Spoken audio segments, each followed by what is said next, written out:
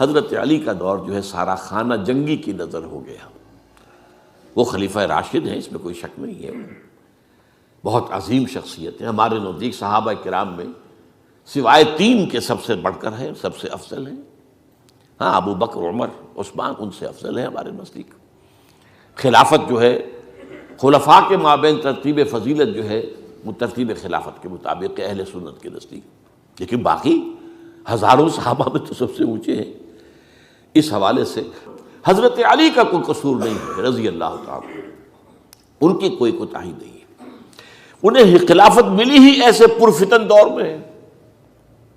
اگر کہنا جو ہے اگرچہ روکا گیا ہے کہ یہ کلمہ لو مت استعمال کیا کرو، اگر یوں ہوتا تو یوں ہو جاتا، لیکن یہ کہ بہرحال ہمارا سوچنے کا ایک انداز ہے. اگر حضرت علی کو اول دور میں خلافت ملی ہوتی تو ان کے کچھ اور نتائج اور ہوتے. اب یہ پرفتن دور کے اندر خلافت ملی، خانہ جنگی ہو رہی ہے، اور جو حالات میں نے آپ کو بتائے ہیں، ظاہر بات ہے کہ وہ دور جتنا نہ ذرائع آمد و رفت ایسے تھے، نہ ذرائع مواصلات ایسے تھے، نہ کمیونیکیشنز ایسی تھیں. وہ تو یوں سمجھیے کہ دارالخلافہ کے اندر کے حالات جو ہیں بس وہیں پر فیصلہ ہو رہا تھا. یا پہلے مدینے میں ہوا، حضرت عثمان شہید ہوئے، اور یا پھر کوفے میں ہو گیا. وہ تو اصل جو بھی طاقت اس مرکز کے اندر جس کے پاس طاقت تھی اسی نے جو بھی اپنا فیصلہ ہے وہ منگوا لیا. بہرحال یہ جو حضرت حسن نے مصالحت کی ہے جس کی بنا پر ہم تو انہیں سلام کرتے ہیں، ان کا احترام کرتے ہیں. انہوں نے خانہ جنگی ختم کی، فساد جو ہے اس کی جڑ کاٹ دی، تعامل جماعت ہو گیا، اب امن ہو گیا. اور نوٹ کیجئے اس کے بعد 20 برس تک امیر معاویہ کی حکومت رہی ہے. 20 برس اور کامل امن رہا ہے. اس میں یہ بھی ہے کہ ان کے تدبر کو بھی دخل حاصل تھا. یہ بھی ہے کہ انہوں نے کچھ طاقت کا استعمال بھی کیا. یہ بھی ہے کہ انہوں نے دل جوئیاں بھی کی لوگوں کو جس کو ہم کہتے ہیں مؤلفۃ القلوب، جو زکوٰۃ کے مسائل میں شامل ہے. کچھ لوگوں کی کوشش کے شر سے اس کو روکنے کے لیے ان کو جو ہے کچھ زکوٰۃ میں سے پیسہ دیا جائے وغیرہ وغیرہ، مؤلفۃ القلوب، تالیف قلب کے لیے. بہرحال نتیجہ یہ ہے. تاہم یہ جان لیجئے کہ حضرت معاویہ صحابی رسول ہیں، ہم ان کو تسلیم کرتے ہیں، لیکن ان کی خلافت کو خلافت راشدہ ہم نہیں مانتے، اس لیے کہ وہ انہوں نے اپنی طاقت سے حاصل کی ہے. میں نے اسی لیے کہا حضرت حسن رضی اللہ تعالیٰ عنہ کی خلافت خلافت راشدہ ہے، لیکن حضرت معاویہ کی خلافت خلافت راشدہ، اگرچہ اس میں امن رہا. اور وہ جو عمل رک گیا تھا، وہ جو مزید توسیع دارالاسلام کی، وہ دوبارہ شروع ہو گیا. خراسان کی طرف پیش قدمی شروع ہو گئی. ادھر پہلا بحری بیڑا بنایا حضرت معاویہ نے رضی اللہ تعالیٰ عنہ، اور یہ بحیرہ روم کے بعد جزائر کو فتح بھی کیا. انہی کے زمانے میں مسلمان فوجیں جو ہیں استنبول تک پہنچ گئی، قسطنطنیہ کی فصیل تک پہنچ گئے. اگرچہ فتح نہیں ہو سکا قسطنطنیہ اس وقت، وہ تو بعد میں کئی 100 سال بعد ترک جو خلیفہ تھا اس کے ہاتھوں فتح ہوا، محمد فاتح. لیکن یہ کہ باہر پہنچ گئے تھے وہاں تک، یہ عمل بھی شروع ہو گیا. لیکن انہی لوگوں نے حضرت حسن کو گالیاں دی اس کام پر کہ تم نے صلح کیوں کی. امیر الکافرین کہا، امیر المنافقین کہا، اور انہیں خطاب یا عار المومنین، اے مومنوں کے لیے عار کا اور شرم کے باعث. اور ان کے خیمے پر حملہ کیا، اسے جلایا. ان کی جان کے در پہ تھے کہ تم نے صلح کیوں کی.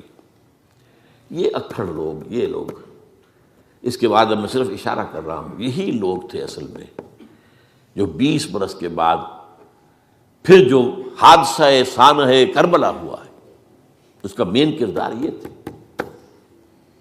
صرف چند جملے اس وقت کہوں گا. سانحہ کربلا پر میرا کتاب جو موجود ہے وہ آپ پڑھیے. حضرت معاویہ رضی اللہ تعالیٰ عنہ کو مغیرہ ابن شعبہ ایک بزرگ صحابیوں میں سے تھے، انہوں نے مشورہ دیا کہ دیکھیے آپ کی خلافت سے پہلے 4 برس تک خانہ جنگی رہی، 1 لاکھ کے قریب مسلمان ایک دوسرے کی تلواروں سے ختم ہو گئے. اب اگر وہ زمانہ گزر گیا، کبار صحابہ تو فوت ہو چکے، بڑے صحابہ تو گئے، اب تو یہ نو مسلم جو فتح کے بعد ایمان لائے یا اس کے بعد ایمان لائے جبکہ سورہ توبہ کی آیات نازل ہو گئی، اب تو یہ لوگ، یا پھر اب نئے لوگ جو مفتوحہ علاقے میں ایمان لا رہے ہیں، مسلمان ہو رہے ہیں۔ لہٰذا اب وہ جو مسلمانوں کا ایک نظام خلافت راشدہ کا تھا، اگر اس کے پیچھے کسی مضبوط قبیلے کی طاقت نہ ہو تو وہ مرکزیت قائم نہیں رکھ سکے گا۔ لہذا آپ یزید کو اپنا ولی عہد مقرر کر دیں۔ حضرت معاویہ کچھ رہے متردد، لیکن بعد میں ان کی سمجھ میں یہ بات آ گئی۔ یہاں یہ نوٹ کر لیجئے کہ میں یا آپ حضرت معاویہ کے فیصلے سے اختلاف کر سکتے ہیں، ان کی نیت پر حملہ نہیں کر سکتے، وہ صحابی ہیں۔ الصحابۃ کلھم عدول، ان کی نیت یہی تھی، مسئلہ سمجھی اس میں کہ وہی امن جو ہے وہ برقرار رہے۔ اس وقت جو ہے کچھ تھے ہمارے جو اس وقت اگرچہ وہ صغار صحابہ میں شمار ہوتے تھے، لیکن اب وہ کبار تھے، وہ کھڑے ہو گئے کہ آپ یہ کام غلط کر رہے ہیں، یہ قیصریت اور کسرویت جو ہے اس کا آغاز کر رہے ہیں۔ اور یہ کون لوگ تھے؟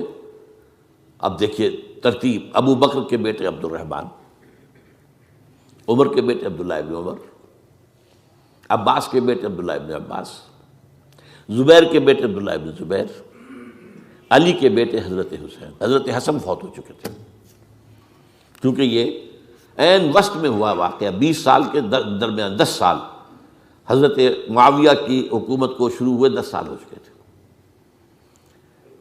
میری جو تحقیق ہے یا مطالعہ اس کے مطابق تو یہ ہے کہ حضرت عثمان نے مصلحت سے، حضرت معاویہ نے مصلحت سے کام لیا اور ان پر جبر نہیں کیا۔ لیکن انہی ندوی صاحب نے کچھ لکھا ہے کہ بالجبر بھی ان سے بیعت لے لی، بیعت ولی عہدی۔ مجھے اس سے اختلاف ہے، یہ حضرات ایسے نہیں تھے کہ جو بالجبر بیعت کرنے والے ہوں، میں اس کو ماننے کو تیار نہیں ہوں۔ بہرحال یہ حضرت، میرے نزدیک حضرت معاویہ نے جبر نہیں کیا، زبردستی نہیں کی۔ لیکن جب حضرت معاویہ کا انتقال ہو گیا، اب جو ہے معاملہ یہ پیدا ہو گیا کہ اب بیعت کریں نہ کریں تو پھر جو ہے باغی شمار ہوگی۔ عبد الرحمن ابن ابو بکر رضی اللہ تعالی عنہما وہ فوت ہو چکے تھے، اب 4 رہ گئے تھے، عبداللہ ابن عمر، عبداللہ ابن عباس، یہ دونوں تھے جو عمر میں بڑے تھے، عبداللہ ابن زبیر اور حسین ابن علی رضی اللہ تعالی عنہ۔ ان چاروں نے کہا کہ کام غلط ہوا ہے یہ، لیکن اس کے بعد ایک تفریق ہو گئی۔ یہ جو دونوں بزرگ تر تھے، حضرت عبداللہ ابن عمر، عبداللہ ابن عباس، ان دونوں نے کہا کام تو غلط ہے لیکن ایسا نہیں ہے جس کی بنا پر خونریزی کرائی جائے، مسلمانوں کا خون بہے، بغاوت کی جائے، ایسا نہیں۔ مطلب یہ کہ اس کے اندر مصلحت کا تقاضا یہ ہے کہ اس وقت جو ہے اس کو تسلیم کر دیا جائے۔ لیکن یہ جو دو نوجوان تھے، ان کے اندر، نوجوان نہیں کہ وہ جوان تھے ماشاءاللہ، لیکن یہ کہ جوش زیادہ تھا، یہ اڑ گئے کہ نہیں، ہم اس غلطی کو اب نہیں چلنے دیں گے۔ حضرت عبداللہ ابن زبیر اور حسین ابن علی رضی اللہ تعالیٰ عنہ۔ اب دیکھیے اصل فیصلہ کن بات کیا ہوئی۔ ان دونوں حضرات میں ایک اختلاف ہو گیا۔ حضرت عبداللہ ابن زبیر کا کہنا یہ تھا کہ یہی مقیم رہیے مکے میں، اور یہیں سے جو ریزسٹنس موومنٹ ہے وہ شروع کی جائے بنو امیہ کی حکومت کے خلاف۔ ادھر سے کوفیوں کے خطوط چلے آ رہے تھے حضرت حسین کو رضی اللہ تعالیٰ عنہ، آپ آئیے، ہم آپ سے بیعت کریں گے۔ حضرت حسین نے اپنے بھائی، چچا داد بھائی مسلم بن عقیل کو بھیجا، ان کے ہاتھ پر 10-12 ہزار کوفیوں نے بیعت کر لی حضرت حسین کے لیے، اور ان کے خطوط کے جو ہے وہ تو پورے کے پورے تھیلے تھے حضرت حسین کے پاس۔ اس سے پھر حضرت حسین نے سفر کیا۔ ادھر یہ ہوا کہ یزید کی طرف سے عبید اللہ ابن زیاد جو ہے گورنر بن کر آیا، اس نے جو تشدد کیا کوفیوں پر، سب نے بیعت توڑ دی، اور حضرت مسلم بن عقیل جو ہے ان کو شہید کر دیا۔ یہ خبر پہنچی ہے حضرت حسین کو، آپ ابھی درمیان میں تھے سفر کے، آپ نے مناسب سمجھا کہ میں واپس لوٹ جاؤں۔ لیکن حضرت مسلم بن عقیل کے بیٹے کھڑے ہو گئے کہ اب ہم قصاص لیے، ہمارا باپ شہید کیا گیا، قصاص لیے بغیر تو نہیں جائیں گے. اور یہ مروت کے خلاف تھا حضرت حسین کی کہ وہ ان کو چھوڑ دیتے. یہ وجہ ہے کہ وہ حادثہ پیش آیا، اور اس میں بھی اصل وجہ میں بتاتا ہوں، وقت جو ہے ختم ہو گیا ہے. وہ یہ ہے کہ حضرت حسین نے جب وہ لشکر تھا کوفیوں کا، کوفی تو آئے تھے نا، وہی کوفی جنہوں نے بیعت کی تھی، وہی بیعت توڑنے والے تھے، وہی لشکر میں آئے تھے حضرت حسین کے خلاف. حضرت حسین نے وہاں عین میدان جنگ میں اعلان کیا، دیکھو فلاں ابن فلاں، یہ تمہارا خط ہے کہ نہیں؟ تم نے مجھے بلایا. دیکھو فلاں ابن فلاں، تم نے مجھے دعوت دی تھی کہ نہیں؟ یہ دیکھو میرے پاس تمہارے خطوط جو ہیں تھیلے بھرے ہوئے موجود ہیں. اب انہیں اندیشہ یہ ہوا کہ اگر حضرت حسین کو کسی طرح بھی یزید تک پہنچ جانے دیا گیا تو ہمارا جو ہے بانڈا پھوٹ جائے گا، پھر ہماری خیر نہیں. ورنہ حضرت حسین نے کہا تھا دیکھو یا مجھے واپس جانے دو یا مجھے سرحدوں کی طرف جانے دو، میں کفار کے ساتھ جہاد کرتے ہوئے اپنی زندگی صرف کر دوں گا، یا مجھے یزید کے پاس جانے دو، میں اس کے ساتھ اپنا معاملہ کر لوں. انہوں نے کہا کہ اگر یزید تک ان کی رسائی ہو گئی تو پھر ہماری خیر نہیں. تو انہوں نے نہ صرف یہ کہ شہید کیا، وہی کوفی، وہی بنو تمیم کے لوگ، وہی اکھڑ، انہوں نے نہ صرف یہ کہ شہید کیا بلکہ پھر خیموں کو آگ لگائی. کیوں لگائی؟ تاکہ وہ جو ڈاکومنٹری پروف تھا ان کے خلاف وہ ختم ہو جائے، ورنہ آگ لگانے کی کیا ضرورت تھی؟